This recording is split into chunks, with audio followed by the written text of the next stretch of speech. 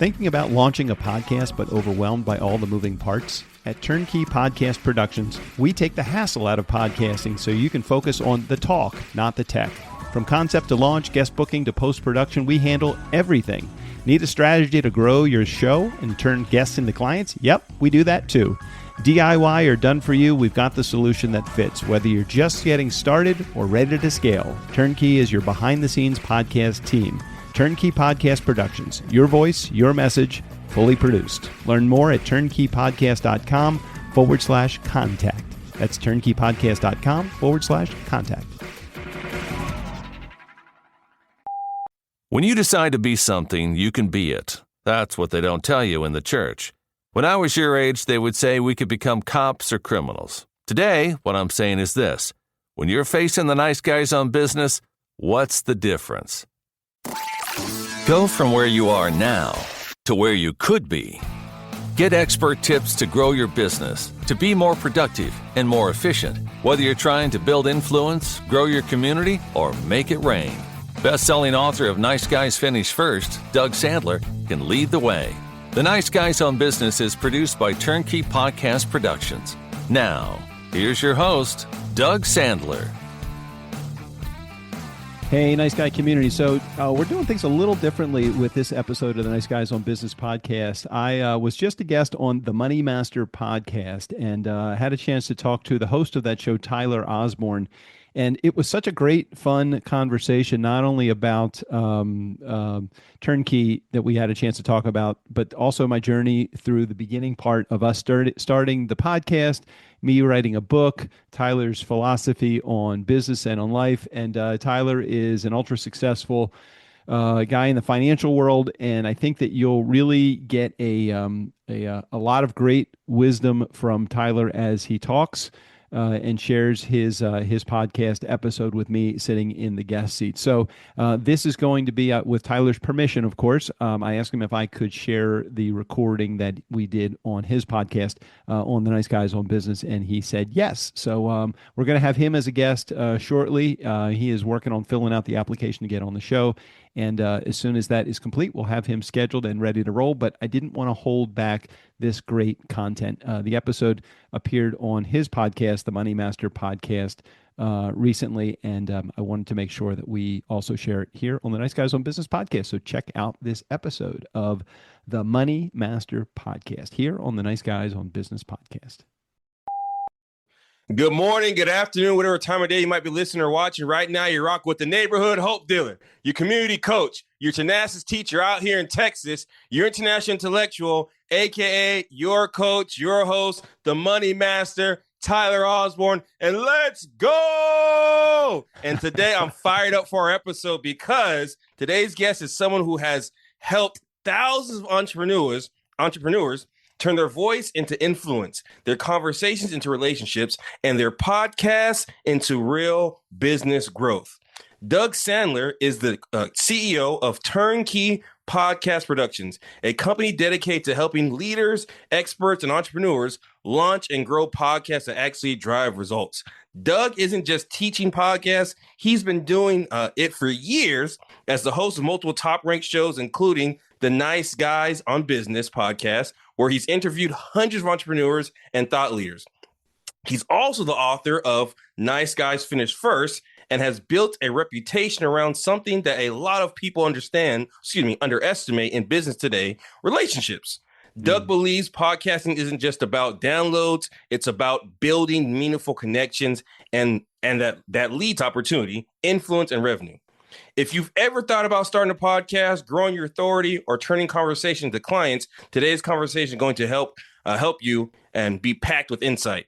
Doug, welcome to the Money Master podcast. How you doing, brother? Hey, man, I'm doing great. Money Master, Mr. International Intellectual. I love that one. That's my favorite way you introduce yourself. That is so true and so cool. I had a chance to check out a bunch of your episodes before we hopped on this one today, and really enjoying your show. You got a new fan, a new subscriber, and definitely somebody that's going to be following the lessons learned along the way. Thanks for having me. Man, I appreciate that. And we kind of talked about that before because, I've been doing this podcast stuff. I'm going on a year. So I came across my year. March 30th was my year anniversary of doing a podcast. Congrats, and I didn't man. Thank you. I appreciate it. And I didn't find out until I want to say my last episode, which is like a few days ago. I was talking to someone else who had a podcast as well. And basically was telling me, he's like, yeah, what episode are you on? I was like, yeah, this is going to be episode 69. And he was like, okay, cool. Well, you're already winning. I said, what do you mean by that? He said, man, most people quit after the 13th episode. They quit after the 13th episode. Like what? I didn't even know that, dude. I don't get it either.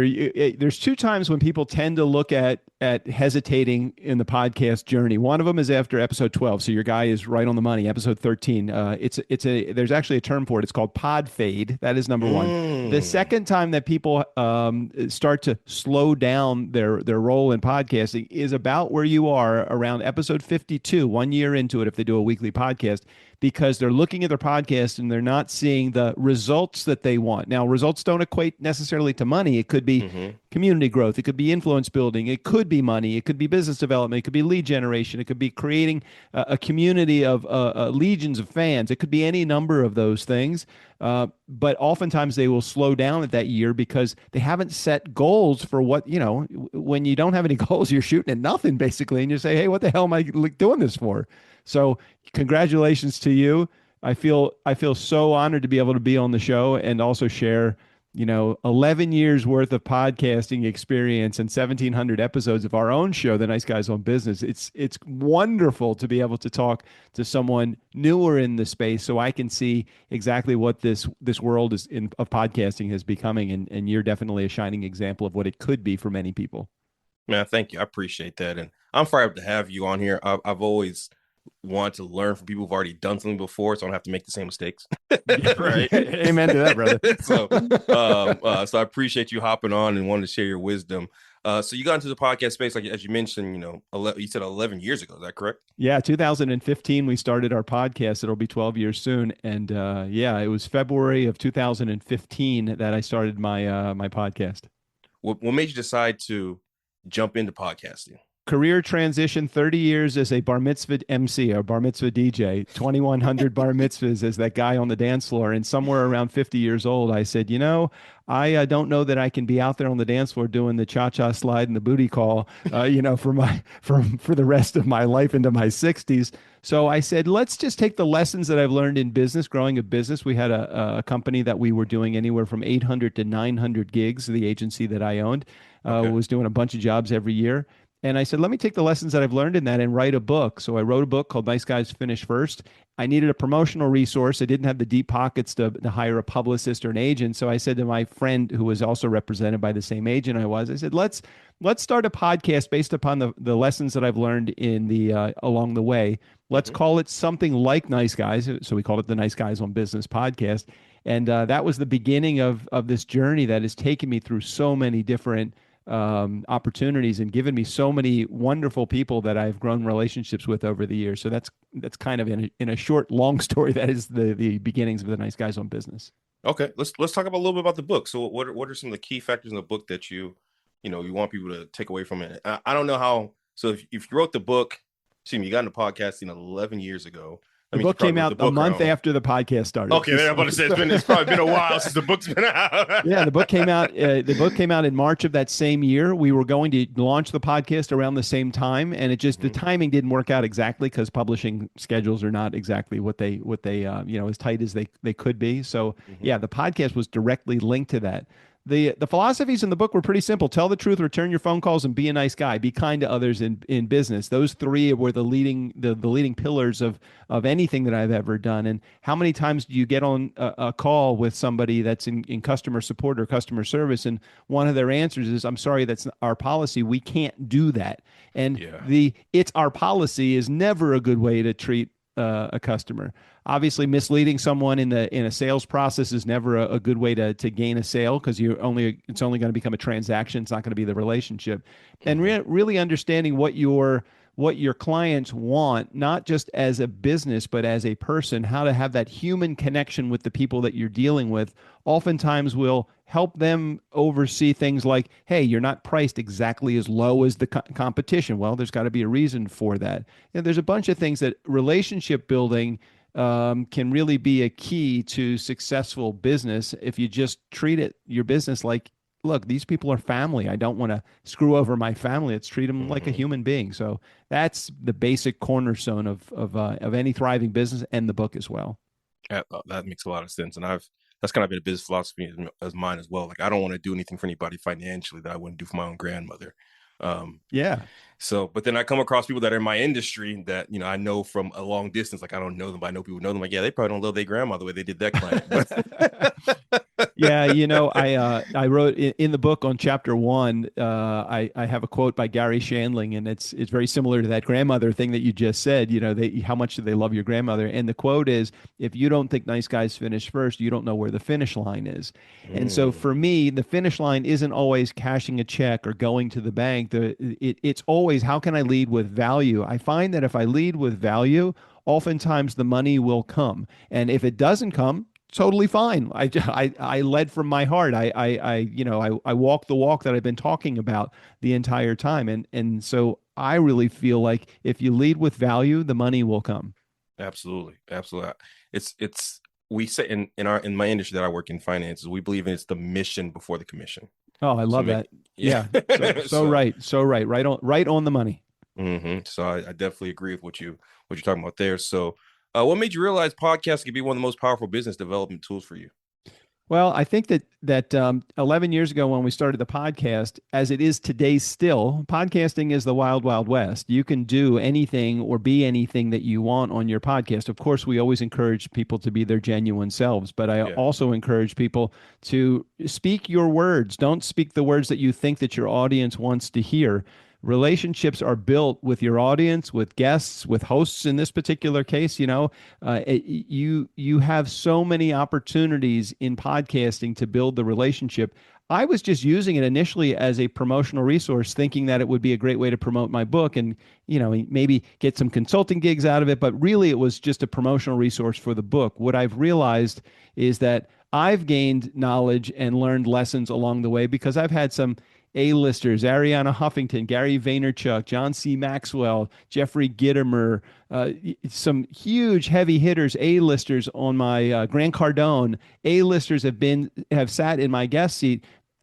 Otherwise, they would charge $50 to $100,000 to share coaching with someone. I get free because I have them sit in my guest seat, and I get to ask them the questions that I would want to know the answers to. So I didn't realize that getting into podcasting, but that's what it has become, and that has been the true value for podcasting for me. Man, it's a secret way to pick the brains of people that you always want to pick the brains of anyway. Yeah, Right. yeah, agreed, agreed. And John Maxwell was actually one of my heroes. I love leadership. I got the chance to meet him for like 5 minutes. He came to a conference at my church a few years back and took a picture with him. And obviously, he's not gonna remember who the heck I am yet right now, but one day I'd love to have him on the podcast as well. And matter of fact, one of his books, I have two of his Nice, books literally right there nice. on leadership, which is pretty cool. So that's cool that you got to interview him. What's one of the biggest lessons you learned from John? Well, actually, John's been on the show 3 times now because Wow. his now I'm in good with his agency. The people that represent him. I think that John really promotes, as I have tried to lead my life this way, is that the relationship is the cornerstone to all leadership. The relationship that you have with your team and your staff and your front line is essential. Without the relationship, it's very hard to lead people anywhere unless you're doing what you're telling people to do. Mhm. They're not going to listen to you. They might listen to you, but they're not going to listen to you with authenticity. So for me, leadership as a part of, or relationships as a part of a leadership example is a shining star that John, I think he lives his life by. Yeah, absolutely. I love that because you can't lead people without relationship. It's tough for sure. So you often talk about turning relationships into business through podcasting. What does that actually look like in practice for like an entrepreneur? So entrepreneurs are fairly unique in that our passion is attached to the business that we want to run oftentimes. So if you're passionate about plumbing, or if you're passionate about classic cars, I have 4 classic cars and I love these cars and I'm passionate about them so much so that before just met with you, I went to the gym and then I came home and I was doing some brake work on the 73 F350 pickup truck that I have on my driveway right now. And so entrepreneurs, all we're trying to do is share our passion with an audience. The beauty of podcasting for entrepreneurs is that when you're passionate about something, you want to talk about it over and over again. You want to meet with other people that want to talk about it too. As you are in the world of finance, you probably just enjoy having a conversation. Like imagine having 3 or 4 people over at your house and you guys just sitting around for an hour or two and just talking about the financial issues that people are having today and the solutions that you guys have. And everybody doesn't have the same means to solution, but maybe your solution is slightly different than someone else. So the conversation is just something that you probably enjoy having. When I have people sitting in my podcast guest seat and we're talking about the entrepreneurial journey or we're talking about anything related to business, I love to understand how systems are put together. I love to understand how the dollars are put together. Where do you find people that are clients? How do you market properly? How do you build a great system? How do you automate a system? How is AI changing the face of our entire business in podcasting? I mean, all of those things. I love talking about that stuff. So for an entrepreneur, it gives you an outlet. And when you have an outlet, you build relationships with the people that you come in contact with, whether it's a guest sitting in your guest seat, an audience member that is listening to your show, sometimes for years, and have finally reached out and started talking to you. Maybe someone that wants to be a sponsor, you have a conversation with. There are so many avenues that you can make money podcasting, but that you can also build relationships with. So for me, it's the entrepreneur's dream is to be able to speak the speak and have other people that enjoy the conversation join in with you as well. As I've been doing this now for about a year, I'm starting to love more of me having these conversations than me doing the actual work of the actual financial part. Right, Like exactly. it's so cool to like I said earlier, be able to pick the brains of people. And similar to yourself, I love, sitting down with other entrepreneurs, just kind of understand what it takes to start a business, what it takes to run a business, what it takes to stay in business as well. Right. Because just some people get in doesn't mean they stay in. So you're right, man. It really does give you an outlet for you to go ahead and express more and talk more about what you love to do, which is pretty cool. 100%. And what's even cooler than that is, yes, it's great to be able to have that conversation and build those relationships. But imagine, you're about a year into podcasting, and typically in a year-long journey of a podcaster that hasn't put tons of money into marketing or promotion or anything like that, typically the average podcast is getting anywhere between 50 to 300 people listen per episode. And now somebody in your audience might say, well, that's not a lot of people. Well, think about this. Think about putting 200 people in your conference room once a week, every week for the last year. Now you're putting faces with it. These are people that are queuing up to want to hear you. You're building a relationship with your audience. At the same time, why not have a strategy for outgoing marketing for your guest seat? Now you're inviting people that share a common passion for finance with you. You're sitting them in your guest seat. You're building a relationship with them. They can become referral sources of business to you if you play your cards right. The other thing that you could do, which most people are not even thinking about when they get into podcasting, is if you're about a year into podcasting, 50 some odd episodes, and this is not at all to discourage anyone from podcasting that's out there, because most people just don't have the formula. If you're not making $100,000 to $300,000 from your podcast when you're a year into it, then it's not that you don't know how to make the money. You just haven't put the strategy into play to make it work, which is where I come in. Podcast production is a dime a dozen. You can get an editor for $25 an episode. Well, why is it that I would charge $400 an episode if somebody could pay $25? Because it's not just about producing, editing, and distributing a show. It's about how do I take this show and how do I help our entrepreneurs and our business leaders that are hosting, how do I help them make 6 figures, 7 figures with their podcast?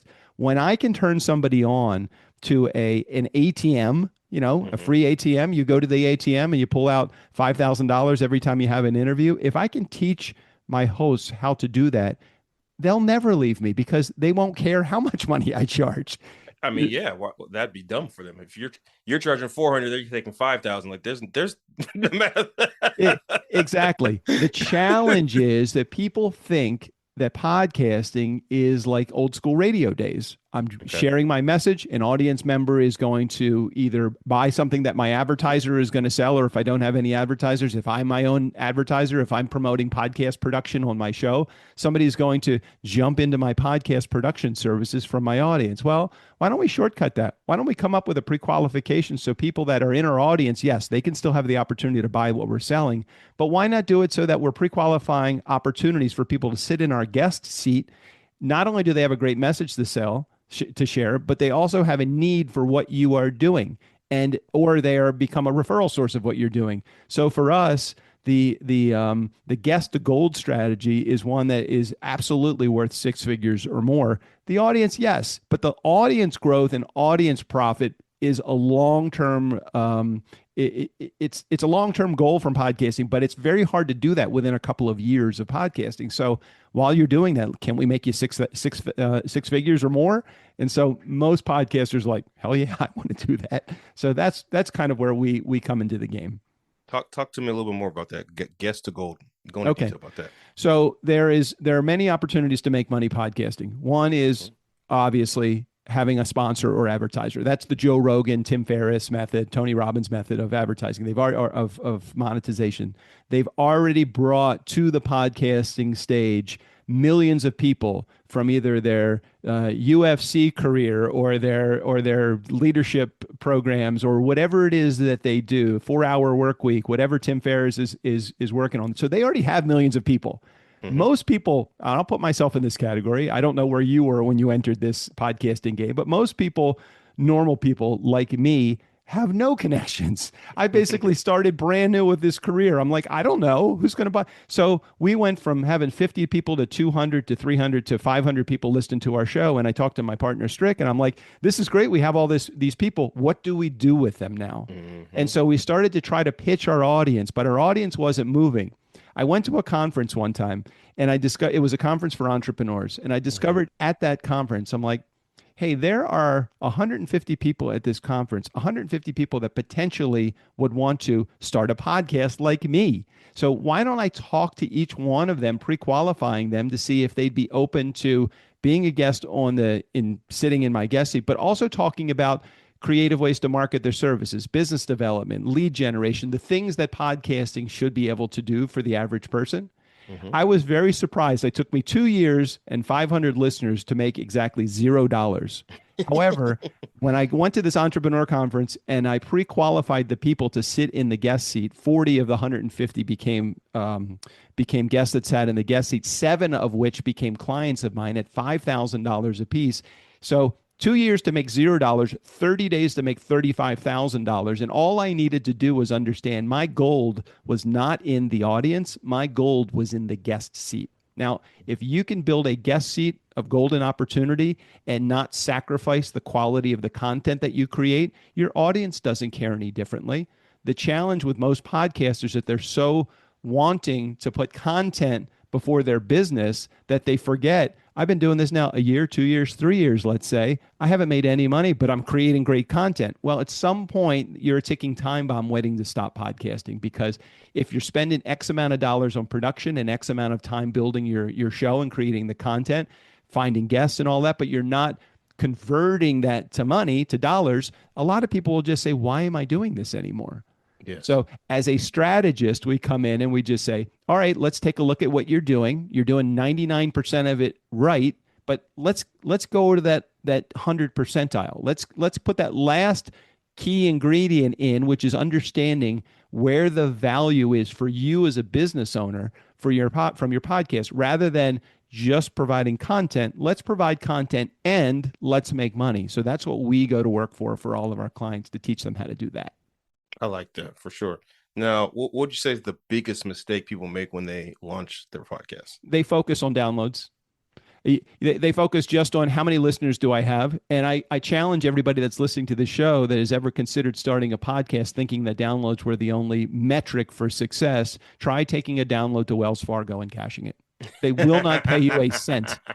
However, if I have a check because somebody became a client, and I can take that to Wells Fargo and cash it, there is no disputing. I'd rather have 50 people listening to my podcast than 50 and taking action than 50,000 people doing jack shit. Sorry, I don't know if I can say Mm. that, but You're an so, adult. You can say what you want to say. so for me, it's not about the downloads. We have plenty of people that are on our client list that have 200 people listening to their show, but are making tens of thousands, if not hundreds of thousands of dollars because I've taught them how to translate or convert that into money that their business can cash. Now, if you're a plumber and you have a podcast about baking, it's Mm. not connected, but if you're a plumber and you have a plumbing podcast and you're passionate about plumbing, I can teach you how to make a lot of money from your podcast about plumbing. But I can't teach you how to make money from baking if you're a plumber and sharing plumber content. Makes sense. Okay, so because a lot of people do think like, hey, I have these many downloads or I got these many followers on Instagram, whatever it may be, that should automatically result to dollars. But from what you're telling me is no, it doesn't necessarily result to dollars. So it sounds like what's more important is connection. Is that what you're saying? 100%. The connection is where your golden opportunity is. The first two things I teach my clients are one, don't focus on the downloads. Don't even look at your metrics. I don't even want you looking at if you have Libsyn or if you have Podbean or Spreaker or one of the different hosting platforms, Captivate, anything that's out there, and they have amazing analytics. Wonderful. Don't look at them for the first year. It's not going to matter. No matter what that number is, it's never going to be enough for you because you're comparing yourself to somebody like Joe Rogan who gets 10 million downloads an This episode. is true. So you're just looking and saying, I'll never be like Joe Rogan. I'll never be like Joe Rogan. And I keep saying to you, I don't want you to be like Joe Rogan. You did not come into podcasting with an audience already or a community built. You're coming into podcasting basically as a normal person with nothing. Let's work from that. Let's build on your strengths. You have this business. You've been running how long have you been in the financial world? I've been in 15 years. Okay. And you've had your podcast for one. Where do you Correct. think you excel more, at podcasting or at finance? Finance for sure. Finance. Okay, great. So let's combine the two things. Let's use your podcasting to grease the skids of your financial business so that we can turn more of your world into dollars. How great would it be that if every time you opened up your microphone, I don't know what the average lifetime value of a client is for you, but how cool would it be to know that for sure every time you open up your microphone, you have an opportunity to make lifetime value of a client, fill in here. Mhm. For us, the lifetime value of a client is about $25,000. How cool is it to be able to open up my microphone 4 times a month, which is how often I do interviews, and say without a shadow of a doubt, I know that this month I'm going to be making 50 grand because I know that I have a 50% conversion rate of my guests into clients based upon me pre-qualifying them. It doesn't mean let anybody into your guest seat. It means pre-qualify your people like you're pre-qualifying a client. Put the right people into the guest seat that have an opportunity to share some buying signals with you so that you can share some of your wisdom with them. And oftentimes it's soft selling too because you don't even have to sell. All you have to do is have a conversation with them. And at the end, after you've asked them all this question, saying, hey, that stuff that you mentioned during the podcast, is that real world issues that you're having right now? Cool. I don't know if you know, but that's actually what I fix for a living. Would you be open to me sharing how to do that? Sure, I'd be open to that. Great. Get out your calendar. And now you're scheduling a pre-qualified call with somebody that's already built a relationship with you for 30 to 60 minutes because they've been in your podcast guest seat. You don't have to sell them. There's no salesperson prospect dance. There's just let me provide value by telling you what I do and how I do it based upon the problems that I know that you have from the conversations that we had in the podcast. Does that make sense to you? Yeah, absolutely. Now, how would you pre-qualify a person? Well, it's the same way you pre-qualify somebody before they're sitting in your potential client seat, not your guest seat. So what are the things that you need to hear as buying signals so that you know if somebody is open to buying what you have? Do they say things like, I don't know how I'm ever going to afford retirement. I don't know. I don't have any type of insurance product. I don't believe in insurance products. All of the things that the people in your world may hear. I don't know what those things are. And I was just guessing at those first two, but sure.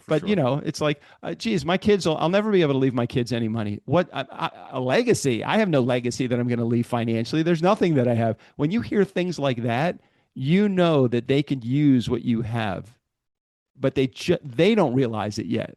So your job during that conversation is just to elicit some of that.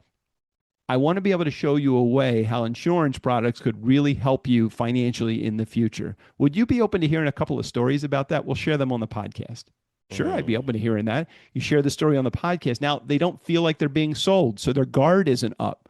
Actually, what you're doing is you're just having a conversation with them, and you're discovering some things that they need that you have that they didn't think that they were going to want to begin with, and they never knew that they were going to be hearing that when they're sitting in the guest seat. So I love the opportunity to share with entrepreneurs when they sit in my guest seat their story, their journey, their successes, their wins, their victories. But I need to ask, because there has to be some relatability to my audience. I need to ask, hey, when it comes to marketing your business, what's some of the stuff that you're challenged with? Oh, I don't know. I've hired 5 marketing companies, spent $50,000 to $100,000 in marketing fees, and gotten nothing from it. Oh, okay, cool. Well, so just the fact that I know that they've spent 50 to 100 grand means that they're not opposed to opening up their wallet to spending money. They just haven't found the right thing yet. And if by the end of the interview, I'm able to understand, get 3 or 4 of those little buy-ins to what I'm doing, to what I like, the behind the scenes stuff going on in my brain. Okay, he's open to spending money on marketing. Okay, he's got the gift of gab. He's sitting here as a podcast guest. Just the fact that he's a podcast guest, I already know that he believes in podcasting, or why the hell else would he be sitting in my guest seat? So those 3 things alone, I'm able to say at the end of the interview, hey, the stuff that we talked about today, look, I know you had a challenge with marketing before, as I have as well, spending X amount of dollars over the years. Would you be open to maybe another way of doing it? I mean, would you be cool if I shared with you how podcasting could potentially do that? It's very rare that somebody would say, no, I don't want to hear that. I don't want to talk to you about it. They're always open to the conversation. And so for me, it really is just more about finding the right people through asking the right pre-qualifying questions through an application. Okay. Because now at this point in our career, we're 11 years in, we probably get 75 to 80 applications every week to sit in our guest seat. I can be a lot more selective now. I can ask some very pointed questions like, have you ever considered podcasting as a way to market you? In my pre-qualifying question, list in order of priority. I like being a host. I like being a guest. I like podcasting. I listen to 5. I can ask some pretty pointed questions now, because it's like, I don't care if 99% of the people don't even finish the pre-qualification application, because I have 75 of which are going to finish the application. So now I have my choice. How cool would it be, Tyler, if you could have somebody that is sitting in your guest seat that raised their hand and said, I would like to be a future client. I just don't know how it works. Can you tell me more about it? So now you're pre-qualifying people to get on your client list. And that's ultimately what we're all looking for. Easy business. That makes a lot of sense. Okay. No more cold calls. You're prospecting for guests. You're not prospecting for clients. And what you're finding is that the people that pre-qualify based upon your application, they're pre-qualifying themselves as guests and your client at the same time. And all we're doing is opening up the door for opportunity. So that's why I call it guest to gold, because the guest becomes gold. They either become a client or a referral source, period, the end. Which is a win-win. Yeah, you're sharing their message with your audience. Even if it's your audience is a couple hundred people, you're sharing your message with a couple hundred people that aren't hearing their message already. So number one, they're winning there. You're winning because you're sharing great content with your audience that is listening to that. So you're winning now again. The third thing that's the third win in this is you're potentially going to get a client out of it. And how much more enthusiastic do you think you'd be? Now, I know you're a year in and you're enthusiastic about your interviews, but imagine being 5 years in and not making any money from this. At some point, you're going to say, I've been doing this for 5 years now, and I don't know how to make the money from it. I thought it was from advertising and sponsorship. I thought it was through selling services to my audience. I thought it was from sponsors, all the things.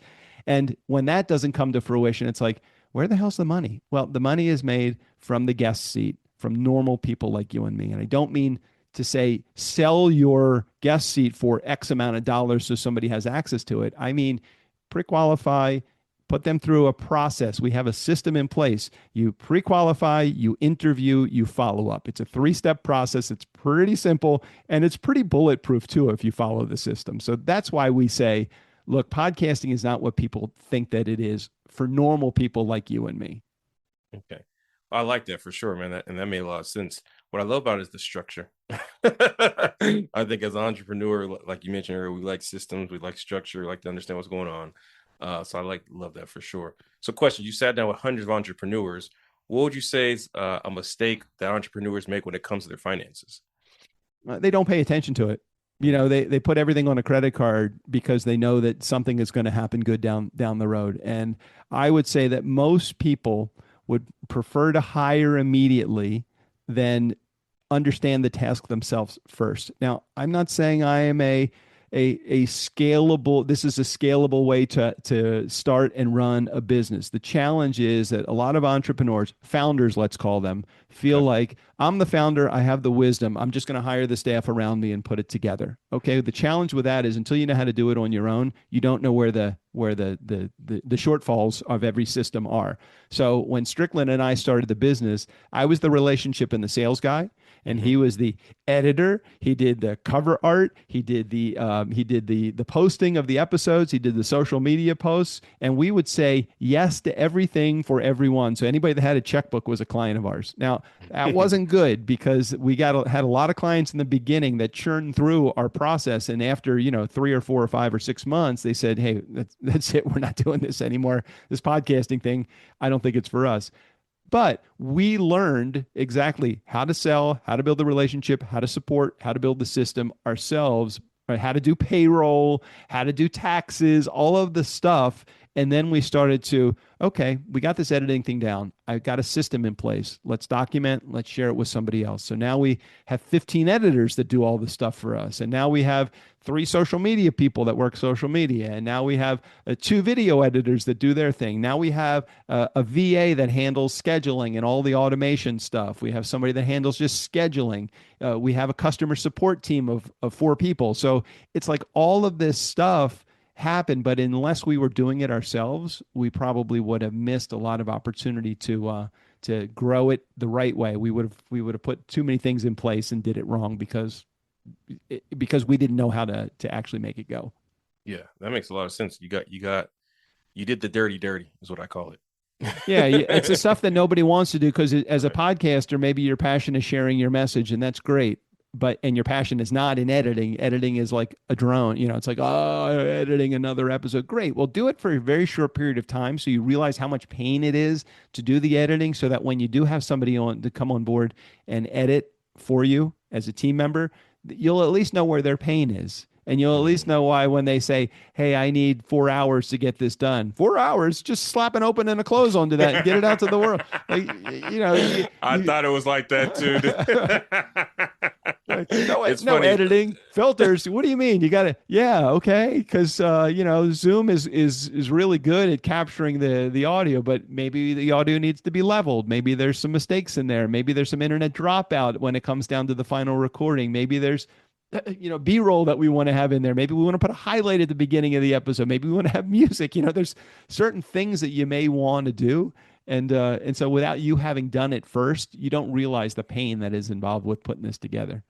That makes a lot of sense. And it's funny you said that because I don't do any of the editing, but I'm always like the closest person to my team is the editor. Right. Just because, Right. she's editing stuff and she gives me feedback. I give her feedback. I want this, you want that. But I always thought like, okay, just slap the beginning in. Like, no, they gotta go through and listen to everything and Yeah, diagnose it. And it's a right. tough task. So I give them kudos. Yeah, when we have many clients, and some of them are, they even do we have a medical podcast.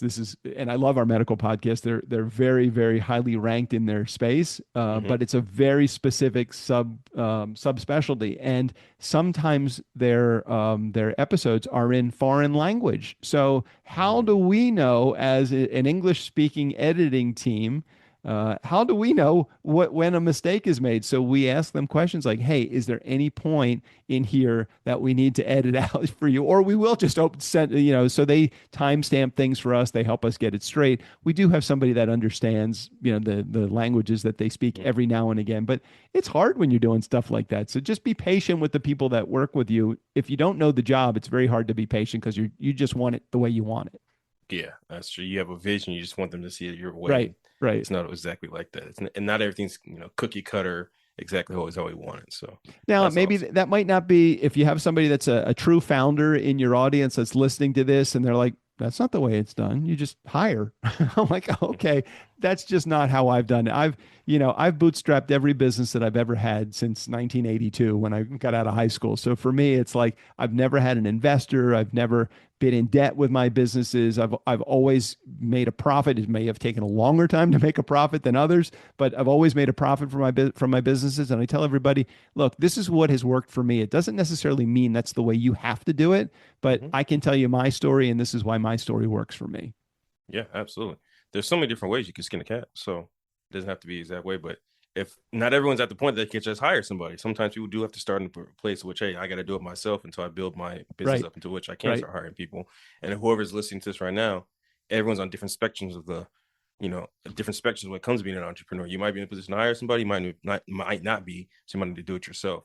Um, Well, and don't delay. Once you already know how that position is run, get out of that position. Your job is to yes. get out of it as quickly as you possibly can. When we hired our first operations manager, this was probably, I don't know, 7 or 8 years ago. We hired our first operations manager and we were paying her $40,000 a year. And this was before Strick and me, my partner and I, we weren't even taking any money from the company and we were already paying somebody. So we both had our other gigs that we were doing at the Hmm. same time. So we're like, thank God we didn't need the money from from TurnKey, our business, because we really needed someone that could grasp this business properly and get a hold of the systems and processes. We already knew how to run them. We wanted to hand it over to somebody. So yeah, that was a big gulp that first year that we paid somebody 40 grand. And the second year, it was much easier because now we were making that and more. And then the third year, much easier. And it's been that way for a very long time now, for basically 8 years that we've been making money from the business. Let's talk about that because you said you found somebody. Talk about going through the process of finding the right people to work in your business, because I think our businesses are like our baby, Yep. right? When you first have it, like you want to do everything because it's so precious to you, but Yeah. eventually you have to leverage out and have the people kind of come into the business. What's your thought process on bringing someone on board of one of your companies, and how do you determine who's the right fit or not? It's a phrase called the zone of genius.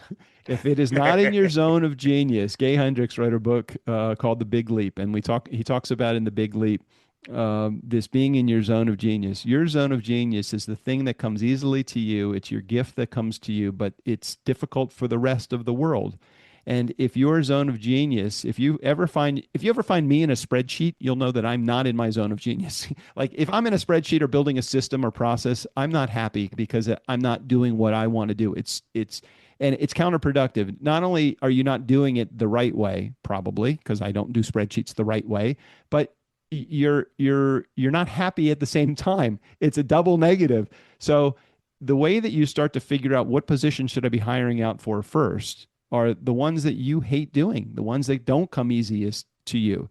And once we realize that if we stay in our zone of genius, not only do we work less hours, but we end up making more money. And that's the beauty of it. Look, I can work 15 at last year our podcast made close to $400,000 in business. So for us, I spent all of my time speaking to people, having a good relationship, building the relationship, pre-qualifying and selling those people into services, whether it's an audience member or a guest sitting in our guest seat. So for me, that was my zone of genius. If I got off of that call and then I started to, okay, I better edit this episode so it can get out soon. That would be a horrible use of my time. Yes. So working on social media posts, I hate social media, so that would be bad. Unless it's my Ford Mustang or my classic Ford pickup truck Facebook groups, I don't want to be in social media promoting.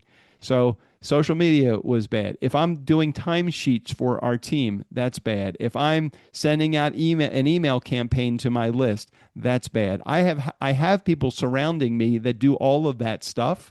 It allows me to work 15 to 20 hours a week, make a very healthy living doing it, and not worry about those extra things, those other things, because I have people that are in a position to do that. And just to take it to the next level, not only is that how I handle my world, my responsibilities, but we ensure every team member, if you don't like doing what you're doing, let us know. We won't fire you. We're going to move you to another position within the company.